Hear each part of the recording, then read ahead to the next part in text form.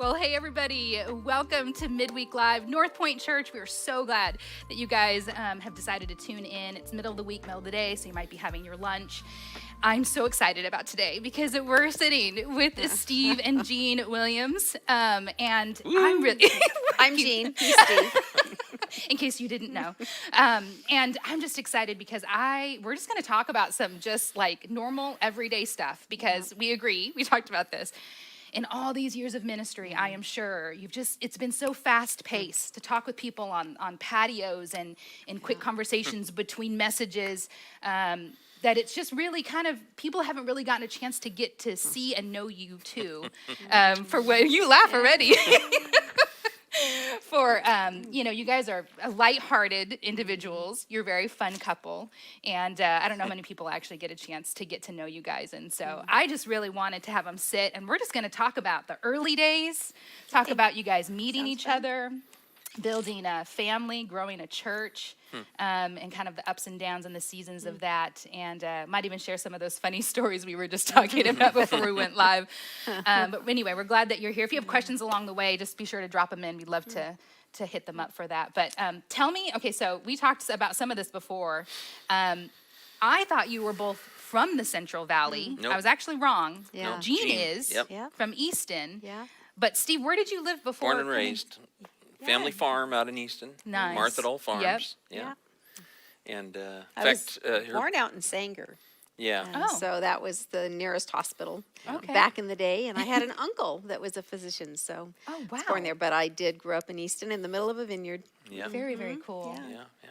And then you said you moved here in Well, high school. yeah, I was born in Texas while my dad was in seminary, and we lived for about another year in Texas. I don't remember any of that. And Okay. but then we came to California, to Northern California, Okay. because he was a pastor. We moved about every 3 to 5 years. So Oh, wow.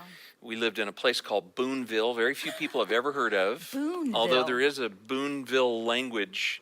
It's called Boone, I think is what they call it. Really? Yeah, you can Google that. Oh, my goodness. And then we moved to Sonoma and then Antioch and then Hayward before we came here to Okay. Fresno. 69 we moved Okay. here. And you I said was in you high were a school. sophomore. I was in the middle of my sophomore year, so I went to Hoover and so, Yeah. but then we were here until we moved away in 1980. Right. So when did you guys start? Do you remember what year you guys met or dated or how you guys found out about each other? I didn't even ask Yeah, that. we met one another. My oldest brother, Neil, and his wife, Nancy, went to the church where he went to just kind of be mentored by a more senior pastor. Yep. And it was actually became his first pastorate out in Easton, Okay. at Easton Southern Baptist Church. And Steve and my brother Neil would come onto the high school campus at Washington Union and visit kids from their youth group. And that's my Yeah. first recollection of seeing Steve Yep. And in 3D. oh, Yeah. Yep. and were you interested right out of the Not gate? at all. No. Not at all. He was so old, Kim. Yeah. He was like, I was almost 4 years older. and so old, and he I was a love it. pastor. Yeah. So it was just like, I was thrilled to see my brother. Yes. But it was just kind of This guy. as just usual. Yeah, and I to was see dating him and- somebody else at the time, you know. Okay. Second thought. Had a long-term dating relationship with that person, so I wasn't.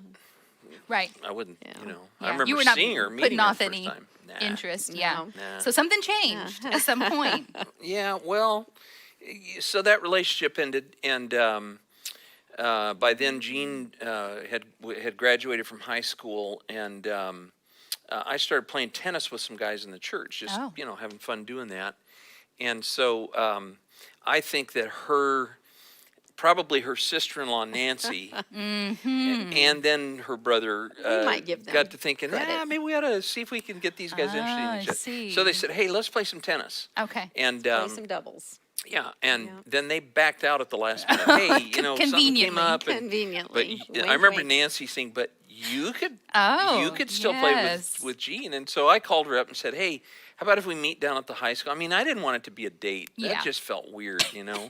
Because of the 4 years? Well, yeah, I Okay. mean, this is friend Yeah. of mine, his sister, and Yeah. so we ended up. I just said, hey, just meet me down there. We'll play some tennis, and that'll be it. And so as we were talking, my ego I take things on, and I'm either really good at it or I'm not. And if I'm not good at it, I don't stay with it. And Okay. and I thought I was a pretty good tennis player, to be Right. honest. I was beating all my friends Right. anyway. And so we started playing, and she cleaned my clock. I mean, it was so embarrassing, honestly. I aced her a couple of times, and Well, thought that was Did real. we even mention you played tennis? I did play tennis, but he still thought he was like would, I guess, he almost a, thought he would be able to league do champion it. So. tennis player, my and goodness. Anyway, that was just kind of funny. Yeah. And I don't remember, I just remember thinking a little bit like, yeah, he and thought I'm he sure was you good, held but back. He wasn't knowing all you. that good. You were holding back. But the best part of that first tennis date was the lemonade I brought. It was a hot day and You it know, was refreshing. it was really funny though, good. because that day, I remember just thinking, in my humiliation, I remember thinking, gosh, she is really nice. That's the kind of person I think I'd like to marry, Wow. I just remember feeling that. Wow. And Wow. so, How long before engagement? Oh, Well, golly. I left for college and I went to Yeah. college out of state. So Okay. we Year didn't. and a half later, We maybe probably. played tennis one more time before I went to college. Oh wow. And then Yeah. it was so I did stayed 2 in semesters away at school. And when I was back home that next summer, we spent a little, we were a little more inclined to talk with each other. But then I had some travel plans with my brother to go visit some relatives. And so we spent very little time that summer Yeah. together. But then in the fall so my 3rd semester of college is kind of when we started being pen pals. And, there were no phones, Right. no email. So it was just snail mail and then a couple Yeah. of phone calls on the dorm phone that fall. Okay. Yeah.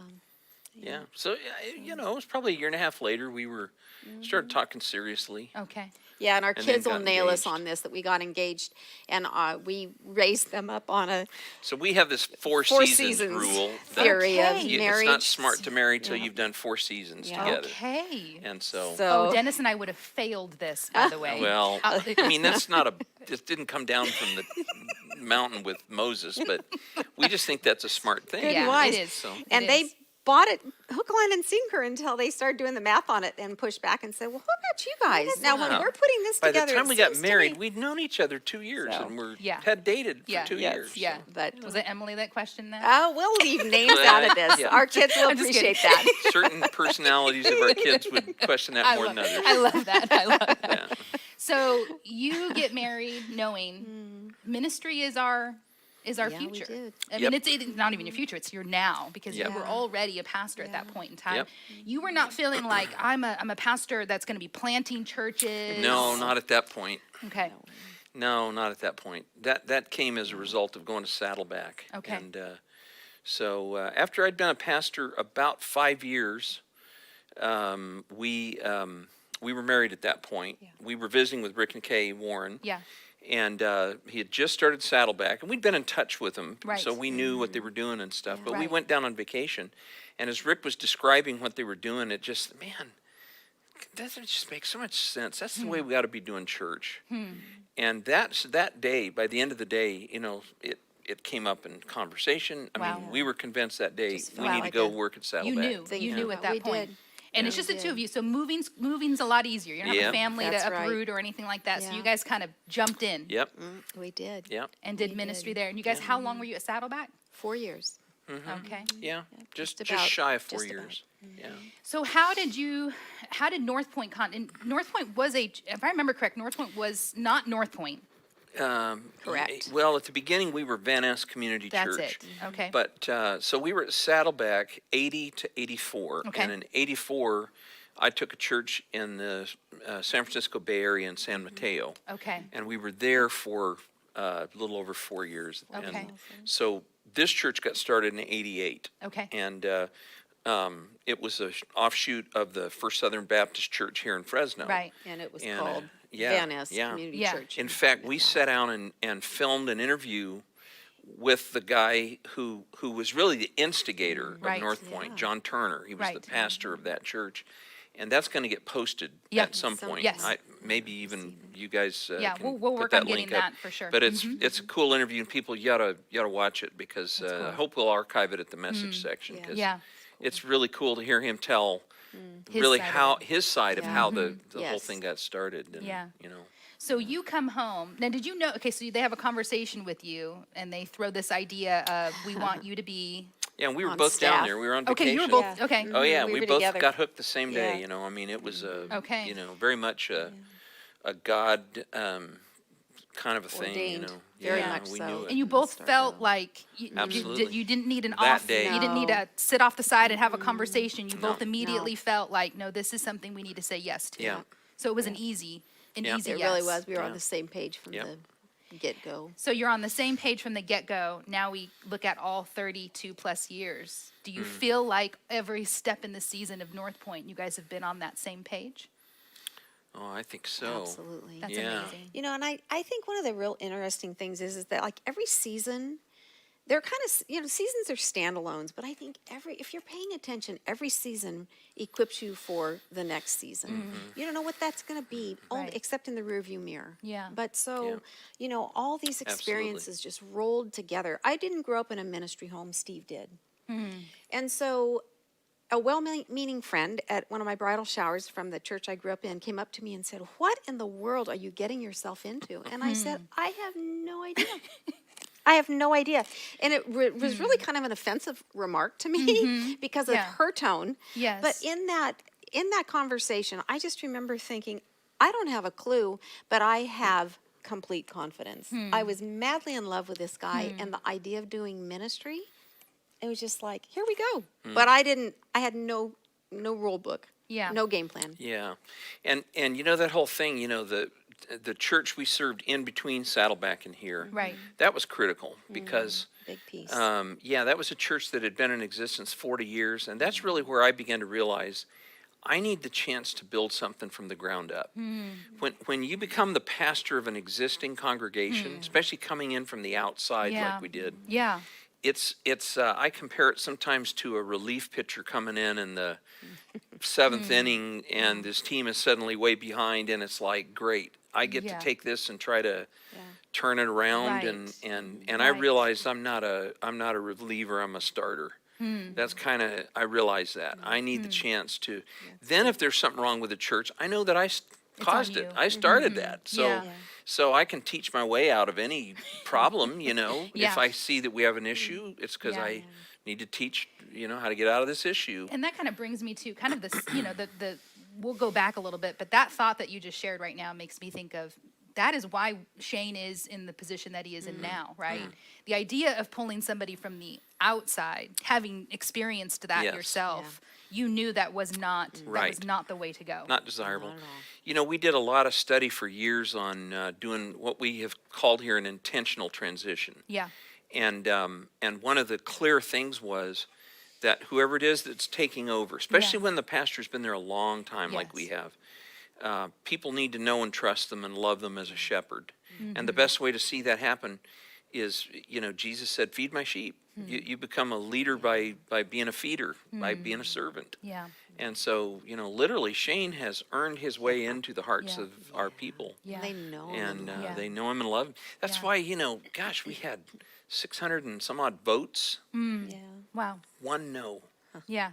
We thought this thing's going to be absolutely unanimous, you Yeah. know, and then finally we got that, That one- one, yeah, that the one Yep. note. So whoever you are, Stick but around and get to know him. yeah, we hope that you realize that, Change teams. Yeah. everybody loves Shane, Yeah. Yeah. so. Everybody does love Shane. Yeah. Everybody loves Steve and Jean too, Oh. though. Yeah, So well, hope so. definitely. Oh gosh, my goodness, yes. So let's talk about you start growing a family. You start making the decision. I actually brought that up to you in that way. I said, you make the decision to grow a family, and you made a comment that it wasn't like this extreme. We sat down and decided to, right? It Yeah. wasn't that. And you actually shared something I didn't know. You guys actually struggled for a little while to actually begin did. that family. Yeah. When we were in Orange County, there were, the people we were friends with and running with had started their families, and Yeah. I was just so dying to just, start Yeah. our family. But Steve wasn't done with seminary. Yeah. And that just was a value we And had. working ministry full time Right. and doing seminary. And so I just knew, gosh, there's just no way that's not going to work. You we need can't to be the wait. father you want to be Yeah. Absolutely. with that. Couldn't on a have done it plate. all. Right. There's couldn't just have too done it many, all. too Yeah. much going on. Yeah. So we chose to delay. And then when we decided, what, this is a good time. Steve had finished up seminary and we didn't get pregnant real quickly. Yeah. And then when we did get pregnant, we actually miscarried. And so, we experienced that heartbreak and that loss and kind of grieved that season.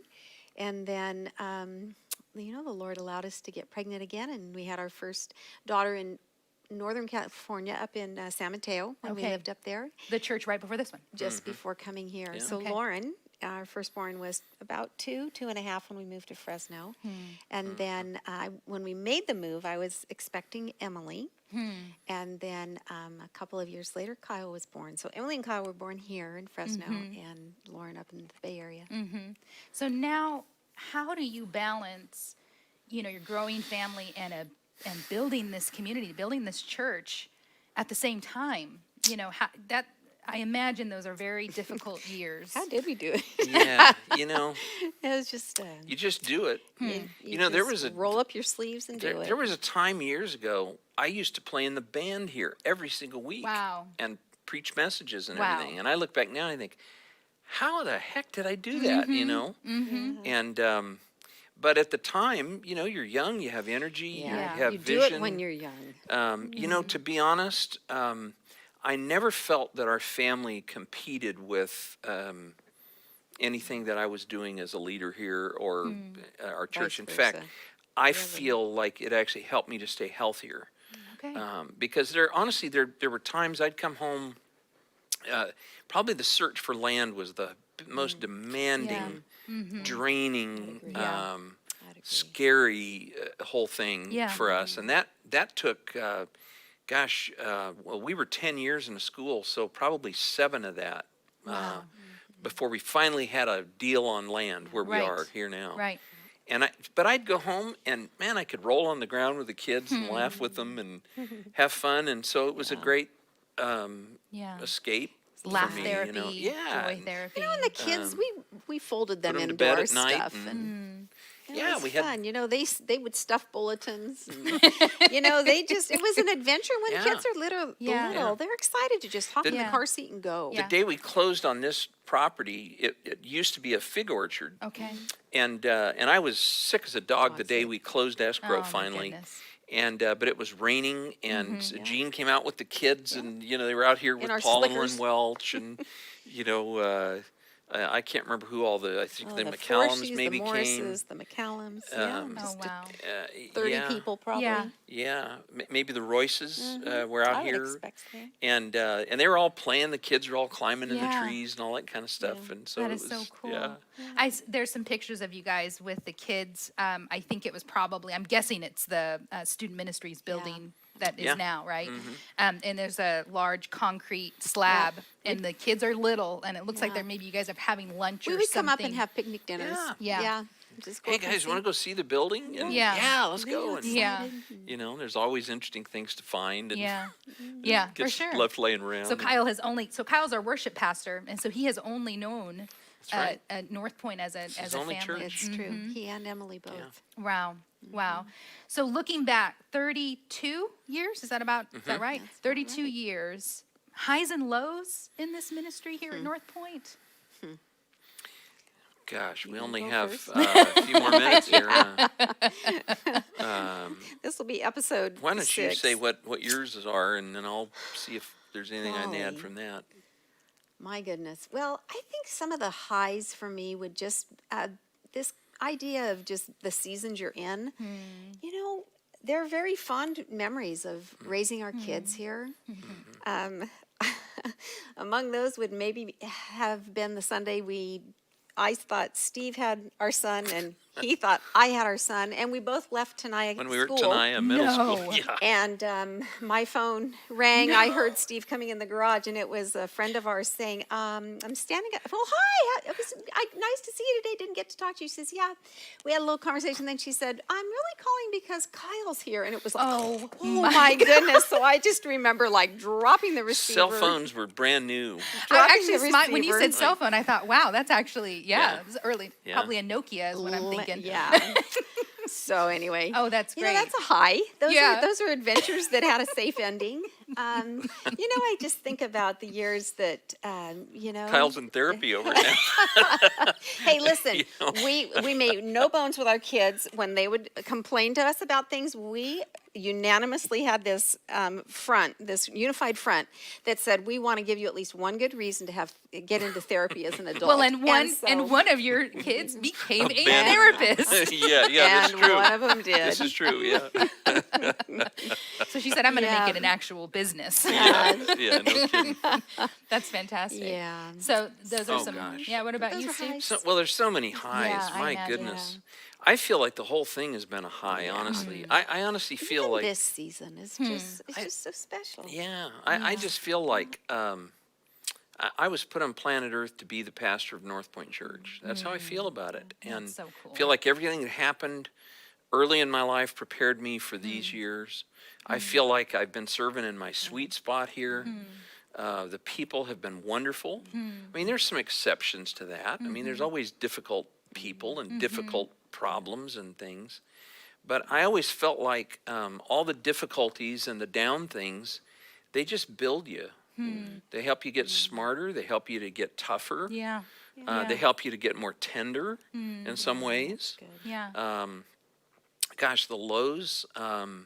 You told us about this ahead of time, so I tried to think about it. I mean, there have been definite things that happened, that recessions we went through and stuff, but hands down, the lows have been losing people over the years that we just deeply loved. Yeah. Guys like Les Snyder, who was just a dear, dear friend who died suddenly.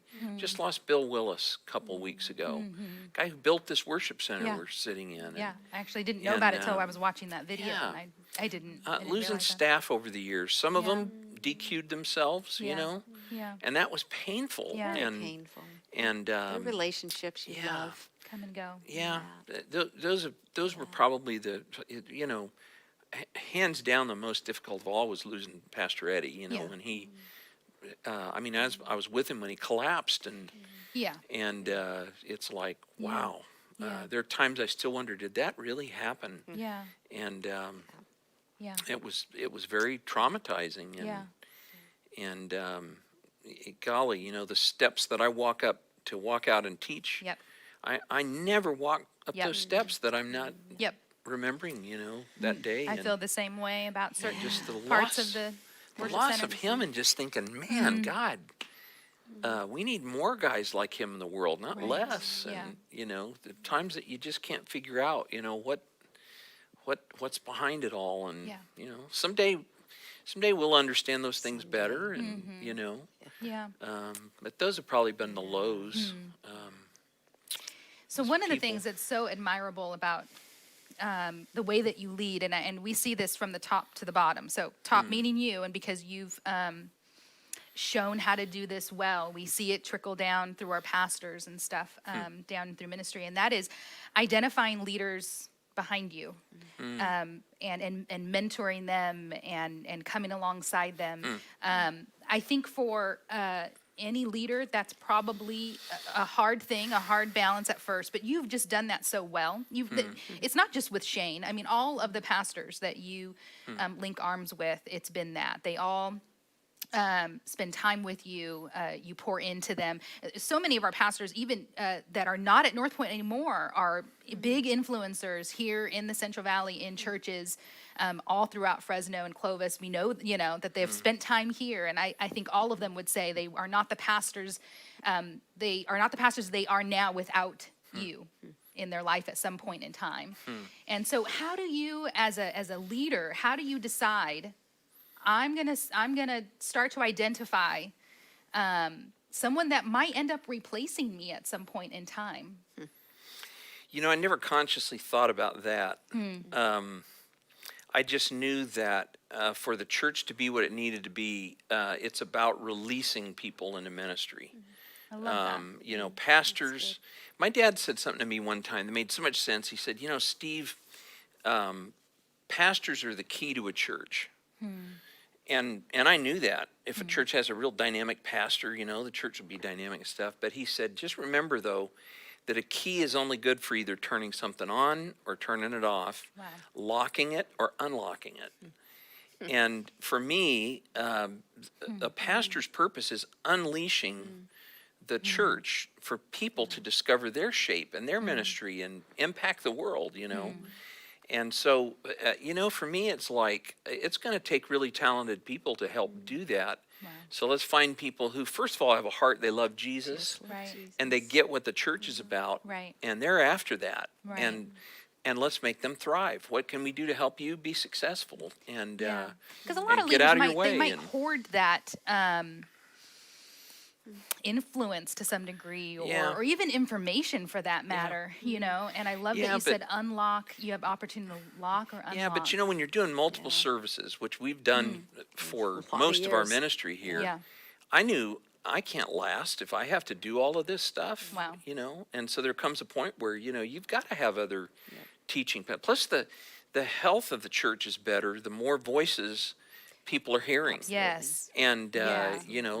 that's just that's And a that is valuable something that thing. I think for my husband and I is one of the things that actually we really enjoyed coming. I don't know how many years it's been, 16, bunch. 17 years, something Yeah. like that, was the variety. The variety of different, and each one was different. Each one was gifted in a Yeah. different way, and even we knew that. And Yeah. it was sometimes it was like, all right, we're gonna Yeah. listen to so and so. And everybody has their and sometimes you're like, favorites. oh I mean, yeah, that happens. for sure. But people also began to realize that the church is bigger than one person. Yes. And that, it really needs to, there's a reason there were multiple elders in churches. Right. And so you need a multiplicity of leaders. So my thing was just, what can we do to help these guys thrive and Yeah. grow and get out of their way and Yeah. don't try to micromanage what they're doing. They're probably better at it than I am anyway. And so, That's amazing, honestly, though. it hadn't been that Yeah. intentional in terms of, okay, Yeah. which guy am I going to Yeah. I just know that doing ministry gives you what you need. It reveals where you're weak. It shows you where you need to grow. And our guys, we've tried to create a culture here, which is, I think, what I heard you Yeah. really describing. We've tried to create a culture here Yeah. where we can be vulnerable with each other Yeah. and admit where we're not strong and talk openly. And Yeah. your job's not on the line if you tell us Right. you've got an area of weakness, because Right. we probably see that already anyway, just like everybody sees my weaknesses. Yeah. But it's like seeing them and then, okay, well, what do we do to improve that? How do we Yeah. grow? That's, And that was actually something that Shane shared as I was telling our staff that I was going to be sitting with you guys. I asked him to share some stuff. And Shane said, you guys came and visited them when they lived in Selma, I think Yeah. it was. And you kind of speaking Aubrey was just a little baby. yeah, little baby girl. you guys kind of speaking to an area for him that felt like the door had kind of shut, and he was kind of almost becoming okay with the idea of that. That you were kind of calling some things out in him, and that was just a huge, a beginning of a healing, is the way he said it. The beginning of a healing for him. Yeah. And a lot of his past and everything else, he kind of felt like it was just too far gone. Yep. And also, the health of a church is a big thing. And, over and over again, he just said he just felt so comfortable. And the things that you guys expressed on how to approach ministry and the ways that both of you guys have done that, not just with your words, but more so with your actions, because we know those speak even louder than the words that we say, right? As we've seen it, consistency in the way that that you've led, in the way that you've led in each of your areas too, because you're a couple, right? So where there's weaknesses maybe in Steve, which I think we kind of know maybe what some of those are. You've shared them before. You're not an Yeah. extremely emotional guy, Yeah. know. But Jean is so tender. If you ever, we were talking about unique talents. Jean has a talent to truly engage in conversation with you. Have you ever had the joy of talking to Jean? She makes great eye contact. She listens very intentionally. She remembers the details in which you're sharing. She uniquely prays for you. She is a wordsmith. If you ever follow her on Instagram or any of those things, she has a way with words that is unique and beautiful, and it speaks life to people. If you haven't had a chance to sit and talk with Jean, it is a pleasure by all means. And if you didn't know, he kind of hinted this a while ago by saying he helped lead worship, but Steve, you're a guitar enthusiast. Oh man, yeah. How many, okay. So Maybe he's a guitar geek. there you go. There you go. That's a Well, little more there's so I remember buying a guitar, and I don't know if you know how many people you've done this for, but you have helped tons of our staff, tons of musicians through the years help purchase a guitar. And I mean, you put a pickup in mine. You did some work on it to put new strings on it. You love to work on guitars, and you love bluegrass. Just about every person on our stage, I've probably been involved in just almost every one, with doing something with them, for either talking to them about a guitar when they'd ask me what to buy, or helping them buy it, or repairing it, or setting it up for them. It's kind of interesting how, I said, I saw one of our guys the other day and said, "Oh, he's got a new guitar," I noticed those things, and nice Taylor, and you may not, Taylor. We had, I think, back in 2010, we got to highlight Steve. You guys saw it on the video if you guys watched the tribute a couple weeks ago, that we did a guitar, we called it a guitar orchestra. But people were really surprised they hadn't had a chance to really hear you play, but you are a very good guitar player picker. That's I used to be better than I am now, but he can start practicing again. The older I get, the better I was. I think it's one of those things. I love it. Well, I want to share some fun stories, because this was just hilarious to get some of these things back from some of our staff. I'll share a really tender one, because it actually helps you out here, Steve. Ben and Patty shared that when their daughters were born, that you guys came to see them. And there's very few times that he's seen you get emotional, but as you held the girls, you were praying over them, and became a little emotional. And for Ben, he said it just meant the world to him as a pastor, that you would be so vulnerable, and that you just truly loved them as a family.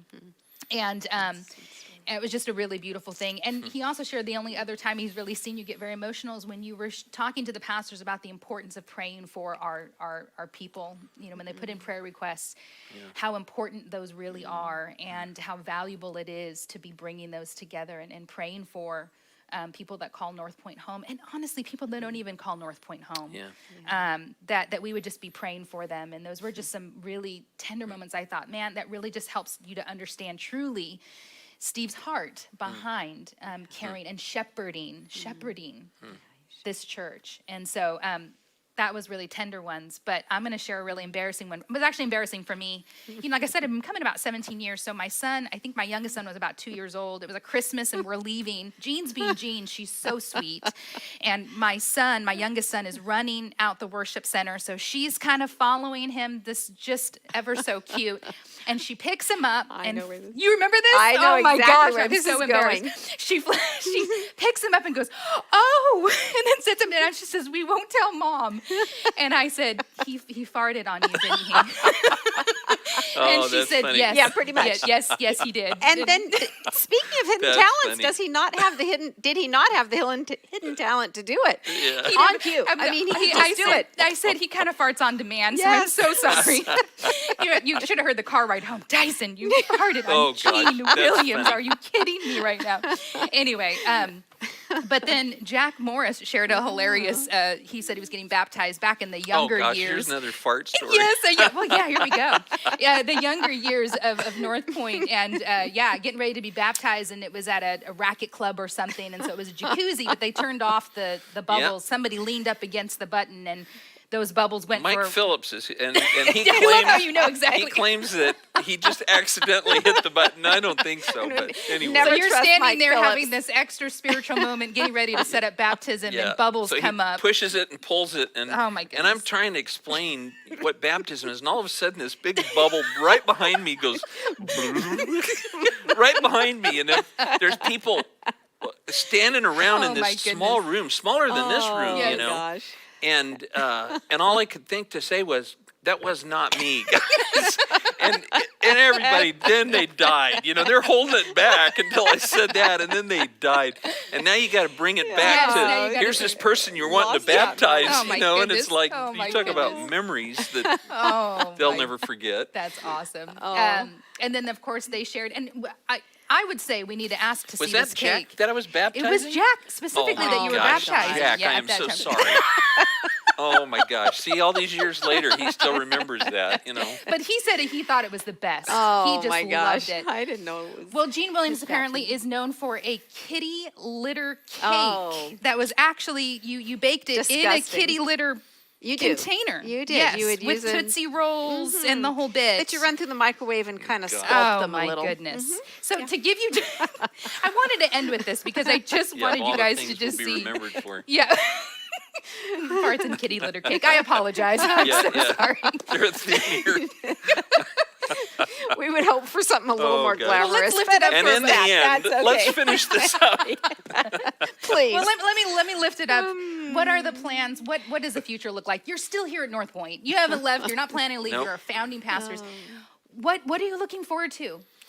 The most is finally really developing. We've started the Northpointe Bible Institute during COVID and Yes. finally gotten it off the ground. I've been looking forward to that for a decade. That's awesome. And so that's where most of my energy is I'm still gonna be working full time probably the next couple of years Yeah. anyway, Yep. So I've not really retired. I mean, I know people don't know what to call it. Right. Yeah. I haven't really retired, but let's just say I have more flexibility than I've ever had before. Which is going to be And nice. yeah, so I get to focus on stuff that I'm just really passionate about doing. Which is amazing, by the way. Northpointe Bible Institute, it really a college level course on just kind of pouring into scripture and weaving the understanding of what things mean, and just finishing up some this year, right, with the New Testament. Yeah. But this is a year. It's a 4-year, Yeah. it's 4-year curriculum Right. that we do. Right. Yeah. So, you know. 120 hours. Yeah, as you guys stuff. hear us announce those, just wanted to give you guys an idea of that. What about Jean? What are you looking forward to? Him being able to be more flexible. Oh. I won't mind him not speaking as frequently. Yeah.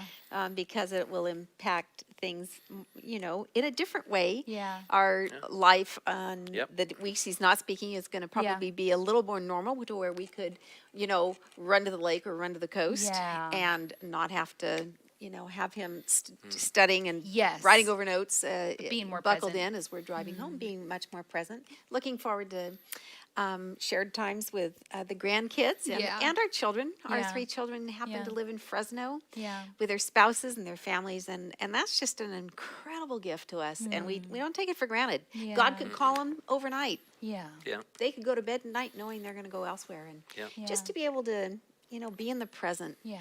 moment with them and just enjoy That's awesome. each day fresh. I love it. I love it. Well, next week I want to let you know, especially because Steve mentioned a little bit about this. We're going to have Colin Crane actually join us next Wednesday, really talking about how to.